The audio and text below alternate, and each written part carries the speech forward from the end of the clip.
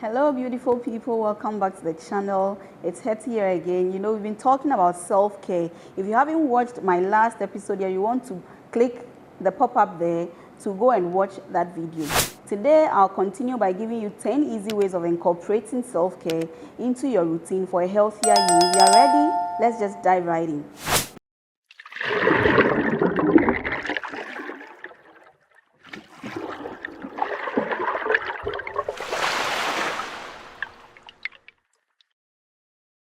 Number one, you'd want to have 8 hours of sleep at night, okay?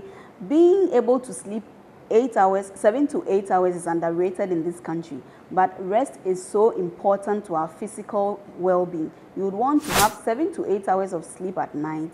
For me, I set aside 20 minutes of my day to prime my body for rest. So within these 20 minutes, I either do some journaling, I do some reading, or even sometimes I do some coloring. You would also want to put your phones away, your televisions, your laptops, and even your iPads all away, because all these things disrupt sleep. So number 2 on my list is for you to go for a walk in nature. You want to incorporate some form of movement in your routine. This is a form of physical self-care. Regularly walking in nature has been linked to a better mental health, and so you would want to incorporate it and make it a day-to-day activity for a healthier you. All right, so the third point is for you to eat a nutrient-rich meal. We would want to endeavor to fuel our bodies and also nourish our bodies with rich and balanced meals. Not getting enough nutrients can lead to mental and physical draining. So you would want to make sure that you are fueling your body with nutritious and balanced meal as a form of self-care. All right, so the fourth pointer is for you to listen to a podcast. From time to time, I do listen to my favorite podcasts. This is a form of physical and mental health care. This helps to engage my mind. If you are not into the podcast thing, you would want to try reading. You would also want to try to learn a new language. These are all forms of mental self-care. So the fifth point is meditation. Anytime I'm feeling overwhelmed, I just take a little time to meditate, to recenter, and also to refocus. It's so important that you are getting this form of self-care. Meditation is a form of emotional self-care. So anytime you are feeling anxious, you are feeling overwhelmed, you want to take a little time to meditate, to recenter, and to get back into your groove. All right, so another form of self-care is journaling.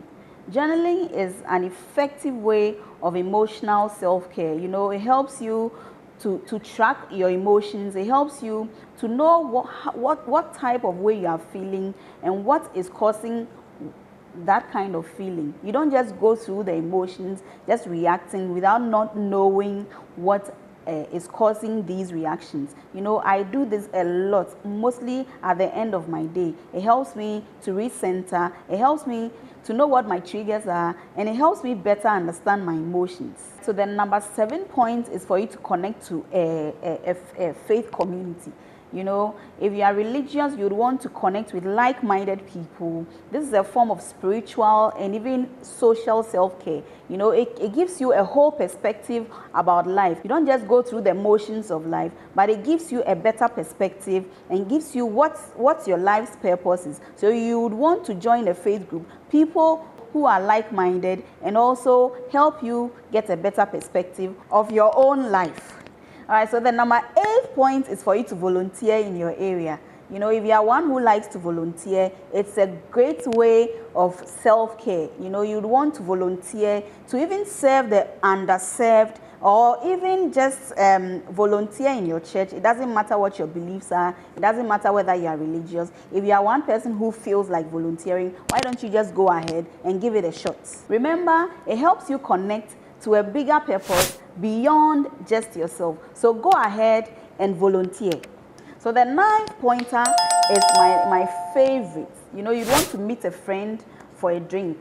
If you are social like me, it's so important that you are connecting with your loved ones. You are connecting with a friend or family to enjoy that bond between the two of you. You would also want to schedule time to make a video call or even just a normal call if your friends and loved ones live far away. Don't forget that socialization is so key and it's so important that you are socializing even if you are introverted. You want to go out there to maintain your emotional and mental health. All right, so the 10th point is for you to spend just 30 minutes of your time to track your finances. You know, poor finances can spill over into other areas of our lives, and this can disrupt our emotional, physical, and mental health. So you'd want to spend just 30 minutes of your day to track your finances and also to focus on your financial goals, and this will go a long way to help your overall well-being.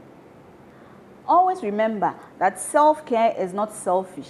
It's so necessary and it's so important that you spend a little time to check in on yourself. You know, just 5 minutes a day will go a long way to help you. Once you see progress, once you see improvement, you would want to go on and on and on. So take time off your busy schedule. Practice self-care. Some of these things that I've given you, you realize that you make better decisions, you improve your relationships, and you feel energetic, you feel more connected to people around you, and also you feel more connected to your own self. All right, dearies, that's all time will allow us today. If you are new here, hit the subscription button right down there to join this amazing family. Like and share, and also comment. Until then, bye.